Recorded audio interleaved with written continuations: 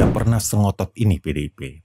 Ini sudah di tengah tahapan pemilu, pencoblosan tinggal 8 bulan lagi. Daftar caleg sudah diserahkan, tapi PDIP masih ngotot menghendaki perubahan sistem pemilu. Kenapa PDIP begitu ngotot memberlakukan sistem proporsional tertutup? Karena PDIP ingin menang besar dalam pemilu 2024 mendatang. Tampaknya PDIP ini melihat sistem proporsional terbuka inilah yang menjadi biang keladi dari tidak maksimalnya partai itu menangguk suara dalam pemilu serentak. Jadi open list ini membuat efek ekor jas itu, Jokowi efek itu tidak maksimal. PDIP tiba-tiba menghendaki perubahan sistem pemilu dan Mahkamah Konstitusi memutuskan tiba-tiba perubahan sistem pemilu seperti yang disinyalir Denny Indrayana itu. Maka Mahkamah Konstitusi bisa dicurigai menjadi bagian dari pemenangan pihak tertentu, pemenangan pemilu pihak tertentu dalam pemilu 2024 nanti.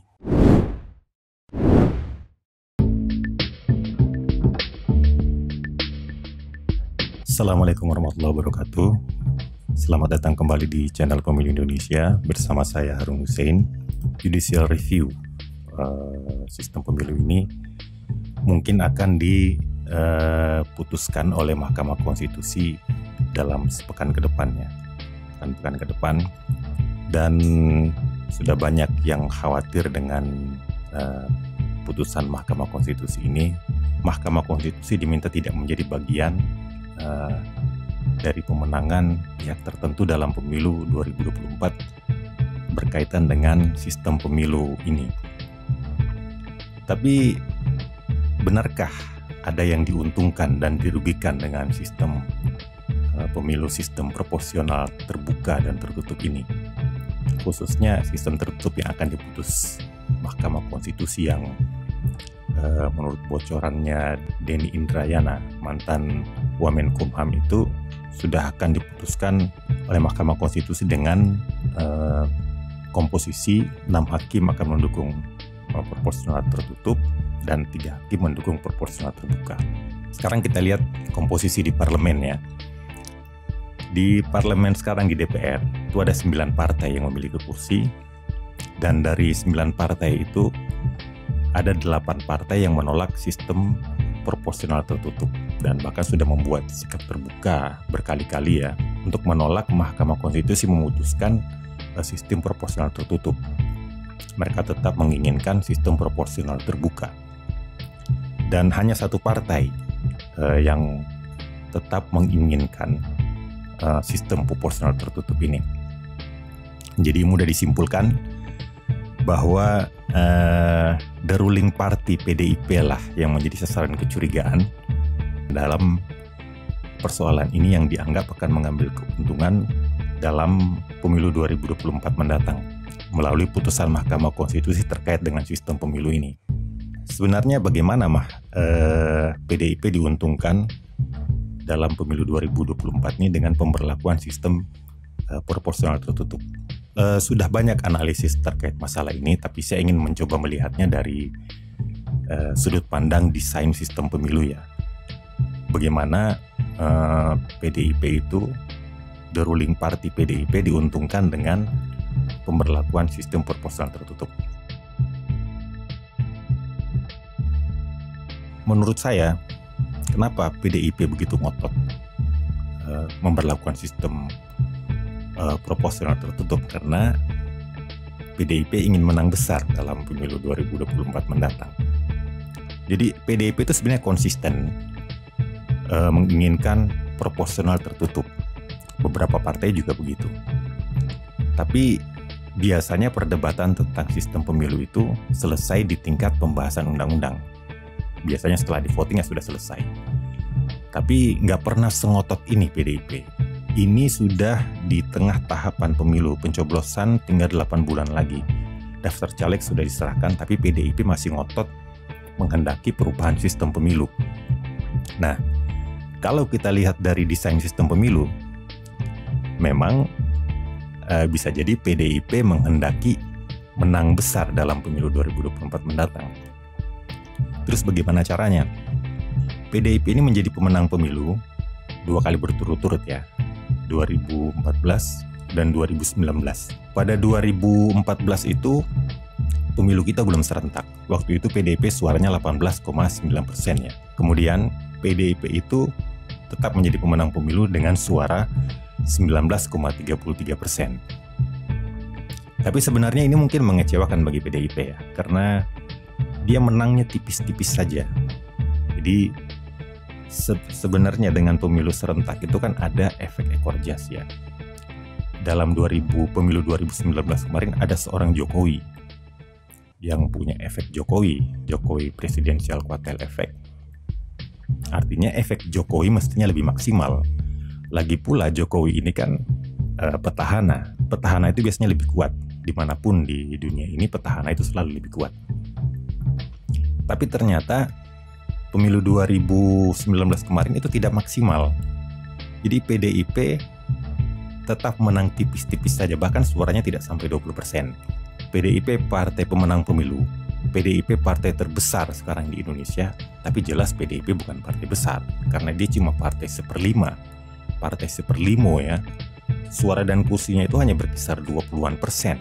Jadi suaranya bahkan cuma 19,33%, nggak sampai 20% ya.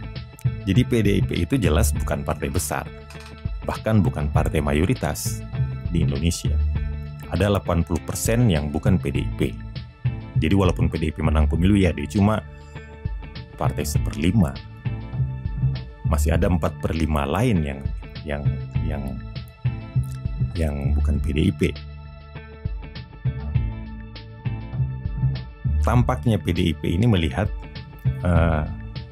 sistem proporsional terbuka inilah yang menjadi biang keladi dari tidak maksimalnya partai itu menangguk suara dalam pemilu serentak.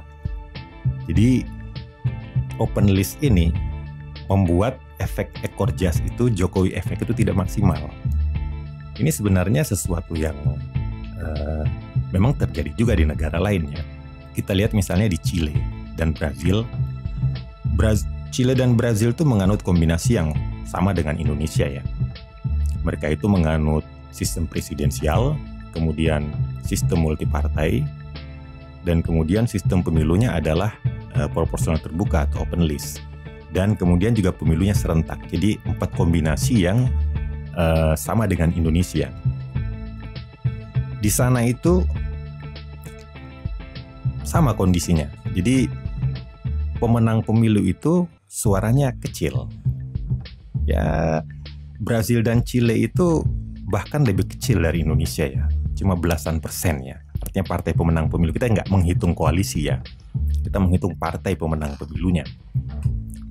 Misalnya Brazil, dalam pemilu Brazil 2022 kemarin itu pemenangnya adalah Partai Liberal. Partai Liberal itu cuma mendapatkan 16,64%. Itu terjadi juga pada tahun 2018 ya. Ketika Partai Sosial Liberal PSL itu partainya Bolsonaro yang menang pemilu, yang terpilih menjadi presiden Brazil 2018 itu bahkan cuma dapat 11%. Dan ini juga terjadi di Chile. Misalnya kalau kita lihat di Chile itu, di Chile pemilu 2021 kemarin itu partai pemenang pemilunya National Renewal itu cuma mendapatkan suara 10,96%. Dan hal yang sama terjadi di 2017. Dia cuma mendapatkan 17,8%. National Renewal ini kan partainya Sebastián Pinera ya, yang terpilih. Sebastián Pinera yang terkenal itu. Partai-partai di Chile dan Brazil itu biasanya cuma dapat belasan persen partai pemenang pemilunya ya. Kadang-kadang menyentuh 20%. Suara partai pemenang pemilunya itu kadang-kadang menyentuh 20%, tapi lebih sering belasan persen. Yang sama dengan Indonesia ya. Kalau kita lihat tahun 2004 itu Golkar menang pemilu 2004 dengan 21% suara ya. Pada 2009 Partai Demokrat itu menang pemilu dengan 20,8%. Kemudian 2014 PDIP dengan 18,95%. Dan 2019 PDIP dengan 19,33%. Artinya suara pemenang pemilu kita itu makin kecil. Apakah ini terkait dengan penerapan sistem proporsional terbuka? Mari kita periksa. Jadi kondisi ini sudah diteliti ya. kondisi di Chile dan Brazil itu sudah diteliti oleh peneliti dari Universitas Brazil ya, Andre Borges dan Matthew Turgeon itu. Ini maafkan kalau ada keliruan spellingnya ya. Mereka ini peneliti dari Universitas Brazil, dan kemudian hasil penelitiannya itu dituangkan dalam Presidential Quartile in Coalition Presidentialism. Jadi dia meneliti kasus Brazil dan kasus Chile, dan mereka menyimpulkan tidak maksimalnya Presidential Quartile effect di Brazil dan Chile itu karena dua hal, yaitu pemberlakuan sistem pemilu proporsional terbuka dan adanya koalisi partai. Jadi mereka menyebutnya diffusif quartile effect ya, artinya quartile effect-nya itu tersebar. Jadi tidak maksimal, tidak terkonsentrasi ke partai pemenang pemilu, tapi terdifusi, dan pengaruhnya itu diredam juga oleh sistem proporsional terbuka. Quartile efeknya tetap ada, tapi tidak maksimal. Dia tersebar dan tidak terkonsentrasi. Inilah yang terjadi di Brazil dan Chile. Dan sekarang, sebagai perbandingan misalnya, bagaimana membandingkan soal itu, kita bisa lihat dalam pemilu Turki. Jadi kombinasi Turki itu adalah sistem presidensial, multipartai, kemudian pemilunya serentak, dan sistem pemilunya proporsional, sama dengan Indonesia. Bedanya dengan Indonesia, Brazil, dan Chile, Turki itu menganut sistem proporsional tertutup. Dan hasilnya memang di sana lebih terkonsentrasi. Di sana dia menerapkan sistem walaupun presidensialisme, kemudian multipartai dan pemilu serentak. Di sana itu efek ekor jasnya itu lebih kuat. Erdogan menang pemilu dan partainya, Partai Keadilan Pembangunan AKP itu juga mendapatkan suara dan kursi yang cukup tinggi lah ya. Jadi 2018 itu AKP itu mendapatkan 42,56% suara ya. Kemudian dikonversi menjadi 295 kursi dari 600 kursi DPR Turki ya, dari 600 kursi parlemen Turki. Dan hasilnya adalah 49,17% kursi, artinya sedikit lagi sudah jadi mayoritas di parlemen. Kemudian AKP ini kan berkoalisi dengan partai lain ya, satu partai yaitu MHP, dan hasil koalisinya itu Aliansi Rakyat itu total suaranya AKP dan MHP itu adalah 53,66%, dan di parlemen itu mendapatkan kursinya 57,33%. Jadi partai ini langsung jadi mayoritas. Partai terbesar, partai besar, dan partai mayoritas semua berhasil didapatkan oleh Turki, dan ini membuat posisi Erdogan memang lebih kuat. Itu tahun 2018 ya. Kemudian pemilu 2023 barusan ini suara AKP turun, Erdogan menang pemilu, suara AKP turun, tapi turunnya tidak terlalu banyak ya. AKP itu mendapatkan 35,61% suara, yang setelah dikonversi menjadi 268 kursi atau 44,66% kursi DPR ya. Kursi buyuk Millet Meclisi istilahnya ya. Dan setelah digabung dengan suara dan kursi koalisinya, AKP dan MHP itu atau Aliansi Rakyat itu mendapatkan 45,68% suara. Suaranya tidak mencapai mayoritas, tapi ketika dikonversi menjadi kursi langsung jadi mayoritas, yaitu 311 kursi atau 53% ya. Jadi AKP itu mendapatkan surplus proporsionalitas karena ada parliamentary threshold yang besar di sana, 10% ya. Kemudian kemenangannya juga lebih terkonsentrasi karena mereka itu menerapkan sistem penghitungan kursi divisor D'Hondt ya. Kalau di kita kan Indonesia menerapkan sistem divisor Sainte-Lagu. Jadi kalau kita bandingkan antara Indonesia, Brazil, Chile, dan Turki, nah sekarang kita bisa lihat perbandingannya. dari contoh kasus itu bahwa proporsional tertutup itu membuat kemenangan partai pemenang pemilu itu lebih terakumulasi ya.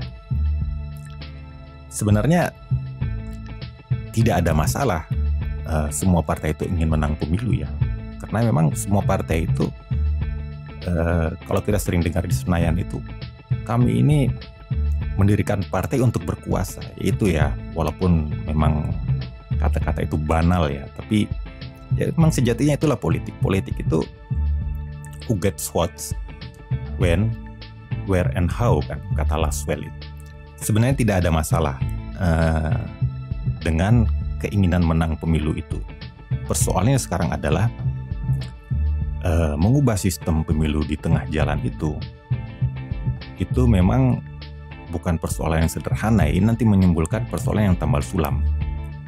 Kita tahu juga proporsional terbuka dalam pemilu 2019 kemarin itu penerapannya luar biasa complicated.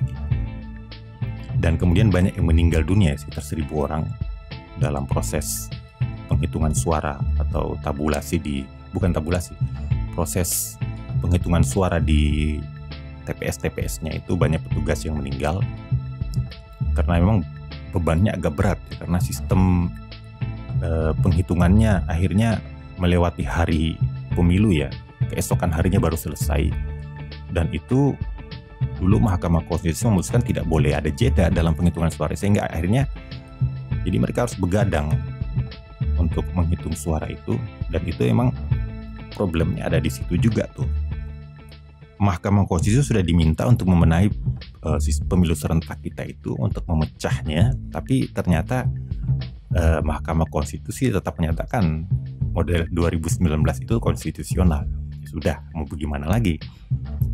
Dan kemudian sebenarnya kesempatan untuk membenahi persoalan itu juga kemarin terbuka lebar ya lewat revisi Undang-Undang Pemilu. Tapi tanpa alasan yang jelas pemerintah menarik diri dari pembahasan, sehingga kemudian berbagai persoalan pemilu kita itu tidak sempat dibereskan lewat revisi Undang-Undang Pemilu. Dan sekarang ada yang kemudian ingin menelikung di tengah jalan, di tengah proses tahapan pemilu untuk kembali ke sistem proporsional tertutup dengan berbagai alasan, termasuk salah satunya alasan banyak orang meninggal itu. Tapi menurut saya ini nggak fair ya. Kalau Anda memang punya niat baik, misalnya PDIP itu punya niat baik, kesempatan untuk menghilangkan jumlah korban, untuk menyederhanakan proses pemilu, kesempatan itu terbuka lebar. Tapi kenapa pemerintah, dan itu adalah PDIP, menarik diri dari pembahasan Undang-Undang Pemilu? Pertanyaannya kan di situ ya. Nah sekarang akhirnya orang jadi curiga. Kalau misalnya kita sudah tahu kondisi Chile, Brazil, Turki itu, dan kemudian PDIP tiba-tiba menghendaki itu,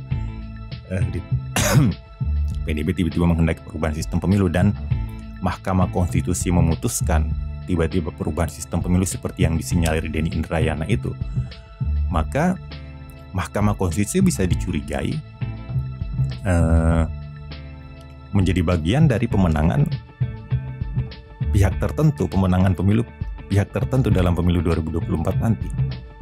Jadi kalau mau mengubah sesuatu yang begini krusial, sesuatu yang begini fundamental, tidak bisa dengan cara-cara yang seperti itu ya. Perlu dibicarakan secara lebih serius. Undang-undang pemilu ini sebenarnya biasanya dibahas sampai 2 tahun ya. Pengalaman sejak 2000 pembahasan undang-undang menjelang pemilu 2004 yang lalu sampai terakhir itu biasanya dibahas selama 2 tahun. Dan selama 2 tahun itu biasanya masalah elemen sistem pemilu ini tidak selesai. Sistem pemilu tertutup atau terbuka biasanya masih di voting di rapat paripurna pengesahan undang-undang pemilu, termasuk dapilnya besarnya berapa, itu di voting. Jadi dibahas 2 tahun pun masalah ini nggak selesai dan selalu menyisakan alternatif-alternatif. Sekarang mau diputuskan MK, kalau Mahkamah Konstitusi memutuskan demikian, maka ini sesuatu yang tidak bijaksana. Karena Mengingat sistem pemilu itu adalah suatu jantungnya pemilu ya. Artinya sistem pemilu itu alat untuk rekayasa untuk mencapai hasil-hasil pemilu, hasil-hasil tertentu. Tapi jangan sampai hasilnya hasil-hasil yang diduga untuk kemenangan pihak tertentu. Kalau dalam hal presidensial threshold yang word by word sudah begitu jelas, Mahkamah Konstitusi buang badan dengan berdalih bahwa itu open legal policy atau kebijakan hukum terbuka. Masa dalam sistem pemilu yang tidak ada dalam konstitusi itu kemudian Mahkamah Konstitusi memutuskan konstitusional sistem pemilu? Ya aneh juga sih. Apa kata dunia nanti? Ada yang menyatakan sistem pemilu tertentu konstitusional, sistem pemilu tertentu tidak konstitusional. Itu dari mana? Logikanya dari sisi common sense saja tidak masuk akal itu. Dan apakah ada bedanya antara perubahan sistem pemilu di tengah jalan seperti ini dengan menjelang pemilu 2009 yang lalu ya? Jelas ada bedanya, dan ini kita akan kupas nanti dalam video-video kita berikutnya. Tetap di channel Pemilih Indonesia. Demikian dulu. Sampai jumpa pada video-video berikutnya. Assalamualaikum warahmatullahi wabarakatuh.